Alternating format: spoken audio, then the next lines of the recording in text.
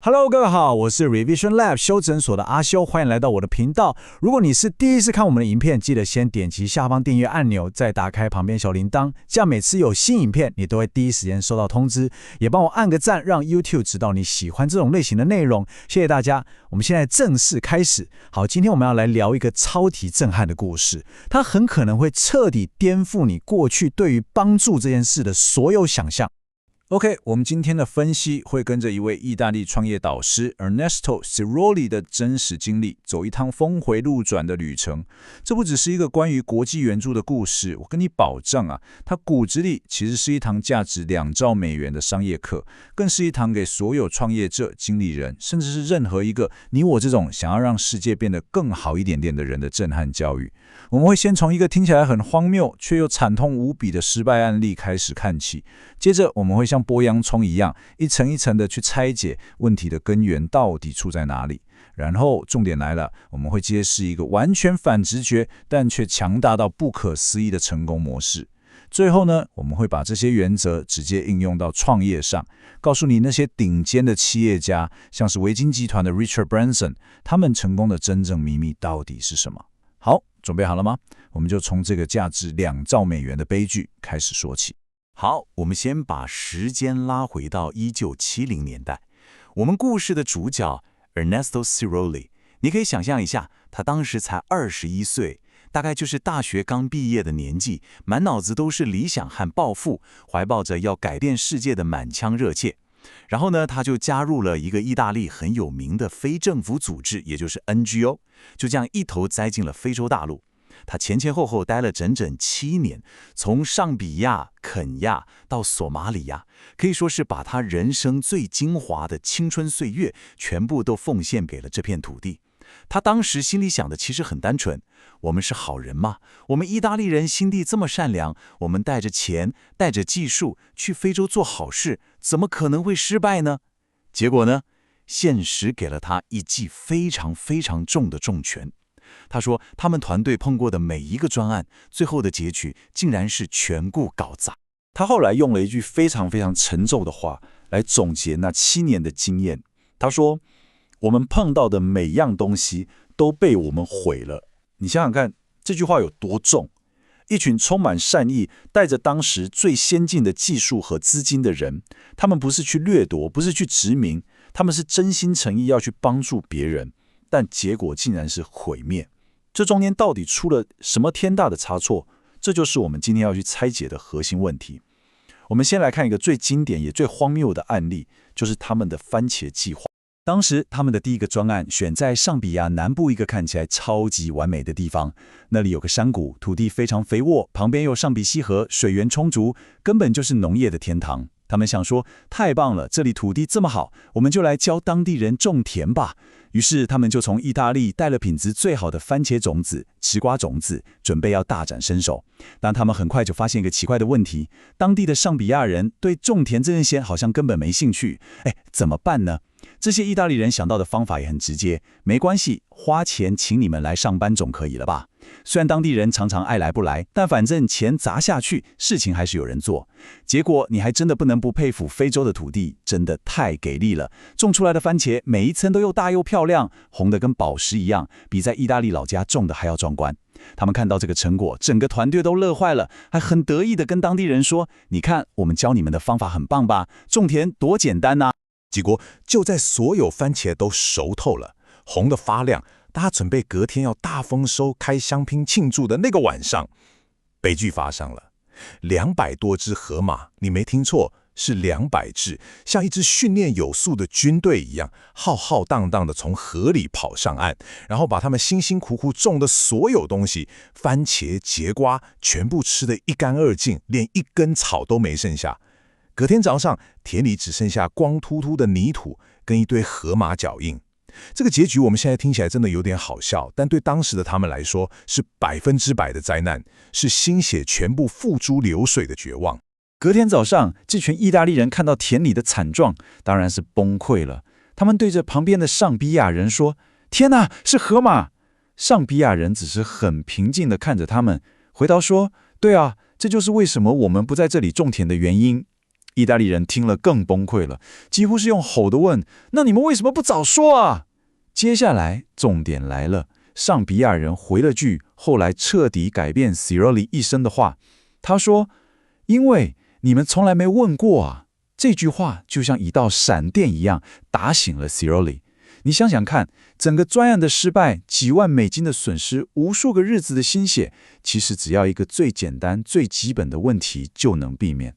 哎，不好意思，请问一下，我看这里土地这么好，为什么你们不在这里种田呢？但这群充满善意的专家，从他们踏上这片土地的第一天起，从头到尾都没有想过要问这个问题。你可能会觉得，哎呀，这只是一个小故事嘛，就是一个 NGO 犯的愚蠢错误而已。但如果我们把格局拉大，把镜头从这个小小的番茄田拉到整个非洲大陆，问题就变得非常非常惊人。根据一位很有名的上比亚经济学家 Dambisa Moyo， 他在《Dead Aid》这本书里的统计，在过去50年，西方国家总共给了非洲大陆2兆美元的援助。2兆美元是什么概念？这是一个天文数字。台湾一年的中央政府总预算大概是2兆台币，这2兆美金换算一下，等于是把台湾政府30年的预算全部丢到非洲。但结果呢？某友在书里给了一个非常残酷的答案：这些钱不但没有帮助非洲发展，反而扼杀了在地的产业，滋生了无数的贪腐，造成了巨大的系统性的伤害。这就让我们必须去思考，这背后的问题根源到底是什么？所以，问题的根源其实已经很清楚了。一次又一次的失败，原因不是没钱，也不是技术不够先进，而是一种心态上的根本错误。Ciroli 后来把它总结成一个词，叫做殖民主义的傲慢。他认为西方的帮助者在面对其他文化的人的时候，常常会不自觉地只摆出2种姿态。第一种姿态叫做家长式作风，英文是 paternalistic。这个词的拉丁字根 pater 就是父亲的意思，所以它的意思就是我把你当成我的小孩一样对待，我爱你哦，我想照顾你，但同时我也深深的相信，我知道什么对你最好，你不用想太多，听我的就对了。这就很像我们在电影或现实生活中常常看到的那种父母，他们会对小孩说，你不用去搞什么音乐梦，去念医学系，去考公务员，这才是对你最好的路。他的出发点是爱没有错，但骨子里是一种控制，他认为自己的经验和判断绝对优于你的个人意愿。第二种姿态，那就更糟了，叫做施恩式作风 patronizing。 这个词的字根也是 patern， 但意思完全不同。它代表的是我把你当成我的仆人，我高高在上，你是来听我发号施令的，照我说的做就对了。这种态度在职场上就更常见了，对吧？有些主管交代任务的时候，完全不解释前因后果，也不管你懂不懂。如果你多问一句为什么要这么做，他可能还会觉得你很烦，直接回你一句叫你做你就做，问那么多干嘛？这就是 patronizing， 因为他打从心底就没把你当成一个需要沟通、需要被尊重的平等个体。我们用台湾人比较好懂的方式来比喻一下，让大家更有感觉。这个 paternalistic 家长式作风就很像某些传统的长辈，他们真的很关心你，但他们会说，哎呀，你还年轻不懂啦，听我的准没错，我吃的盐比你吃的米还多，我都是为你好。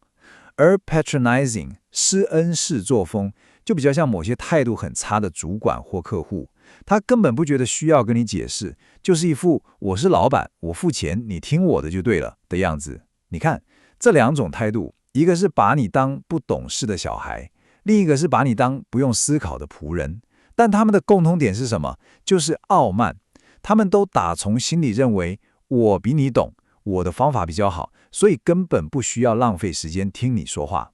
而这就是那2兆美元打水漂，还有那片被河马啃光的番茄田背后真正的心理层面的根本原因。后来 Ciroli 在人生最低潮的时候读到了一本书，叫做《小吉士美》，作者是 E.F. Schumacher。 书里面有一句话像雷一样彻底打醒了他。这句话是，如果人们不希望被帮助，那就别去打扰他们。这应该是援助的第一原则。这个原则其实拆解开来就只有2个字：尊重。这句话听起来很简单，对吧？但执行起来却是无比的困难，因为它挑战了帮助者最根本的自我认同感。真正的帮助不是基于我知道你需要什么的优越感，而是基于我尊重你的意愿，我相信你有能力解决自己的问题的平等心态，这才是真正的尊重。好了，在经历了这么多惨痛的失败，也从书本中理解了问题的根源之后， Ciroli 人生的转捩点终于来了。他花了很长的时间去反思，去消化那些失败的教训，终于想通了，到底什么才是真正能够帮助别人，又能把事情做成的正确方法。而这个方法，我先卖个关子，可以说是非常非常的反直觉。所以，到底该怎么做？如果带着完美的计划，带着满满的资金，带着最先进的技术过去，结果都会失败。那到底什么方法才会成功？答案其实出奇的简单，但又无比强大，就是这2步，请大家一定要记好了。第一步，闭上你的嘴。对，就是这么简单粗暴。停止滔滔不绝地讲你的伟大计划，你的专业分析，你认为对方应该怎么做，先闭嘴。第二步，用心去倾听，不是只有用耳朵听，而是要用心去感受，去理解当地人真正想要的是什么，他们在乎的是什么，他们晚上睡不着觉在烦恼什么，他们内心深处的梦想又是什么。Ciroli 说，从他27岁想通这件事之后，他的人生和事业可以说是180度大转弯。他决定从此以后，他绝对不主动发起任何事情，他要转变自己的角色，从一个高高在上的专家变成一个谦卑的服务者，一个专门服务那些有热情、有梦想的在地人的仆人。好，基于闭嘴和倾听这个核心哲学，他后来发展出了一套非常独特的系统，英文叫做 Enterprise Facilitation， 我们暂时可以把它翻译成企业促进，或者我觉得更传神一点，叫做热情催化剂模式。这套系统完全颠覆了我们所熟知的传统商业辅导或是社区发展的模式。我们来看看它到底有多特别。这套模式的原则，你仔细看，每一条都在挑战传统观念。第一，绝对不主动发起任何专案，你不能像过去一样带着自以为是的点子空降到一个地方。第二，绝对不去激励任何人，这点超级反直觉吧？一般的顾问不就是要激励团队吗？但 Ciroli 认为，如果一个人需要你从外部去激励他，那他根本就不具备创业家最重要的那个内在驱动力，你帮了也是白帮。第三，只回应当地人自己的热情。只有当一个人眼睛发光，充满热情地跟你说他想做什么时，你才去帮他。第四，他们没有办公室。为什么？因为正式的办公室会产生权力不对等的距离感。他们都在社区的咖啡厅、酒吧跟人见面，因为那才是人们最放松、最愿意说真心话的地方。第五，他们的角色是企业的家庭医生，就像你的家庭医生一样，提供1对1而且绝对保密的咨询，建立长期的信任关系。最后，也是最重要的，他们的工作不是教导，而是连结。他们把自己当作一个资源的桥梁，帮这些有热情的人去对接到他们所需要的知识、人脉和资金。我们简单整理一下这个巨大的差异。传统的由上而下的规划模式，就像是空降一个专家，开一堆很无聊的李民大会，然后在台上告诉大家，根据我的分析，你们这里应该发展观光等等。但 Ciroli 的由下而上的促进模式，完全是反过来的。他会先像个侦探一样，在社区里到处跟人喝咖啡聊天，而且特别强调一定要在私下1对1的场合。为什么？因为他发现一个很关键的秘密，真正有料的，准备用自己毕生积蓄去冒险的创业者，绝对不会在公开会议上把他压箱底的商业机密讲出来，对吧？所以说，传统模式假设专家最懂，但新模式相信一个社区里最聪明、最有潜力的人早就已经在那个社区里了，你根本不需要外来的救世主，你的工作只是把他们找出来，然后谦卑地服务他们。讲到这里，你可能会觉得，这套模式听起来好像很理想化、很佛系，但真的有用吗？能赚钱吗？接下来这一点超级重要，因为 Ciroli 不只用接下来的30年证明了这套模式的惊人成效，他还从中提炼出了所有创业者都必须知道的成功秘诀。这对我们频道的观众来说，我敢说是今天含金量最高的部分，请你一定要听仔细了。Ciroli 后来到了澳洲西部一个叫做 Esperance 的偏僻小镇，第一次实验他的这套新方法。他没有租办公室，没有印传单，就只是在街上闲晃，去酒吧喝酒，去咖啡厅跟人聊天。结果才第3天就找到了他的第一个客户，一个在自家车库里做烟熏鱼的毛利人。他帮这个人重新设计包装，连接到城市的通路，把鱼卖到高级餐厅。消息一传开，一群渔夫跑来找他说：那个意大利来的家伙，你能帮我们吗？当时他们捕到的高品质鲔鱼只能用每公斤60澳分，这种几乎是侮辱性的价格卖给罐头工厂。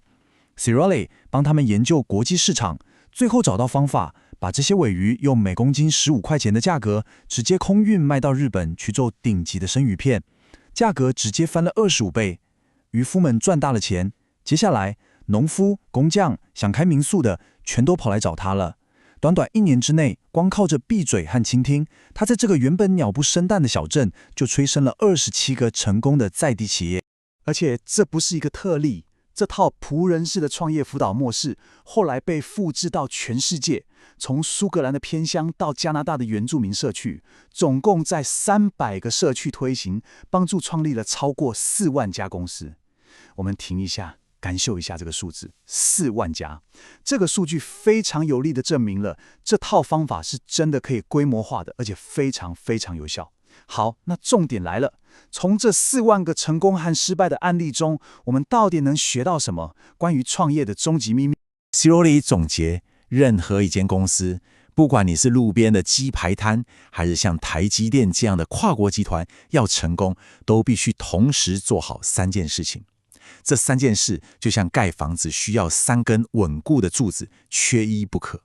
第一，产品或服务，你的东西本身要够好，鸡排要炸得好吃，晶片要效能顶尖，这是根本。第二，行销，东西再好，你也要有办法卖出去。鸡排摊要有好地点和好口碑，台积电要有顶尖的业务团队去跟苹果、NVIDIA 谈生意。第三，财务管理，你必须要懂得管钱，确保公司有正向的现金流，不会赚了钱却因为周转不灵而倒闭。这3根柱子听起来很基本，对吧？但魔鬼就在细节里。接下来 Ciroli 问了一个彻底颠覆传统商学院教育的关键问题。他说，你有没有见过任何一个人是同时精通这3件事的专家？也就是说，这个人他既是像贾伯斯一样顶尖的产品开发者，又是像可口可乐一样超强的行销高手，同时还是像巴菲特一样精明的财务管理者。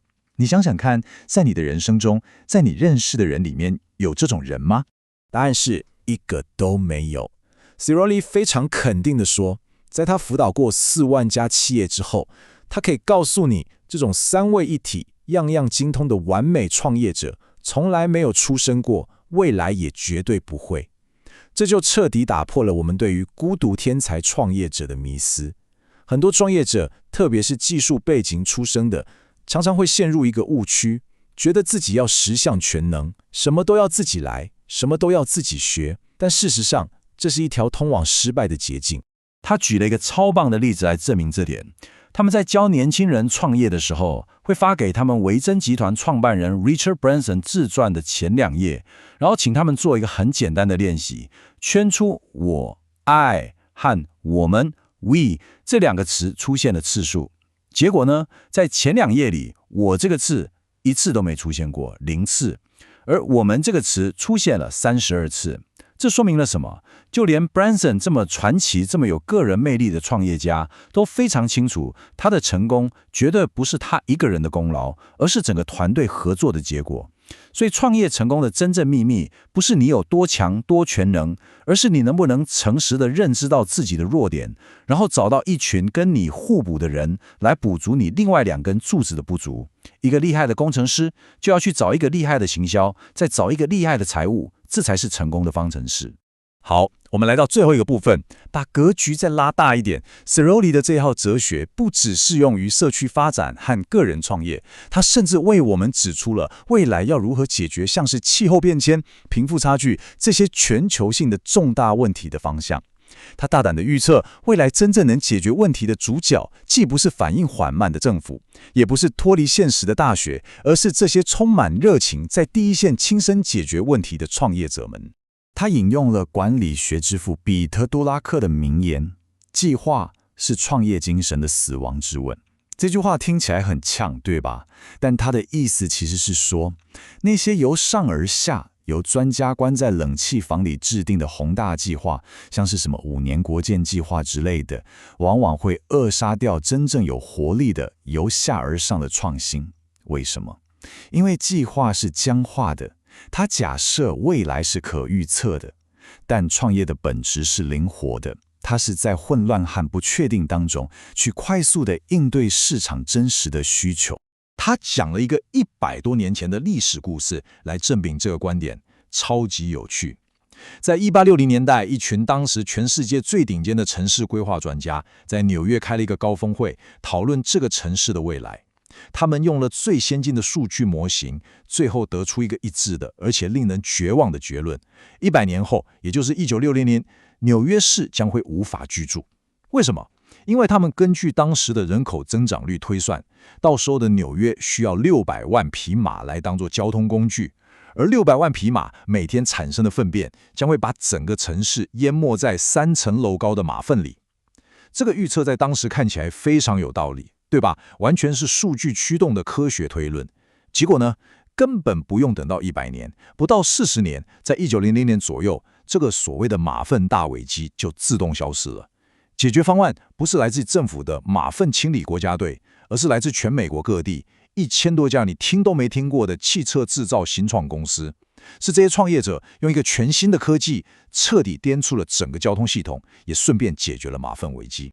这个故事给我们的最终启发是，真正能解决未来大问题的，往往不是那些集中式的宏大的计划，而是分散在各个角落、成千上万个创业者的热情和创新。所以，这也回到我们今天的核心。喜若里最后留给我们一个问题，我也想把这个问题留给大家：在你的社群里，最聪明、最有热情的人是谁？你认识他们吗？你有没有花时间去听他们说话？这个问题不只是问政府官员，也是在问我们每一个人。在你的公司、你的学校，甚至你的家庭里，你是否也曾经像那些去上比亚的意大利人一样，滔滔不绝地讲着自己的想法，却忘了问身边的人一句：哎，你觉得呢？好，我们最后快速总结一下今天的几个重点。第一，充满善意的由上而下的帮助，常常因为傲慢和缺乏倾听而导致灾难性的失败，就像那$2兆的援助和被河马吃光的番茄田一样。第二，真正的改变来自于一个反直觉的典范转移，先闭上你的嘴，然后用心去倾听别人的热情与梦想，从舞台上的主角变成舞台下的服务者。第三，创业成功的秘密不是成为一个样样精通的孤独天才，而是要诚实承认自己的不足，并且找到能够补足你弱点的伙伴。记住 Richard Branson 的故事，我们永远比我重要。今天的内容就到这边，如果你觉得这集有帮助，记得马上点赞加订阅加开启小铃铛，我们正在冲订阅，需要你的支持。我是阿修，我们下次见，拜拜。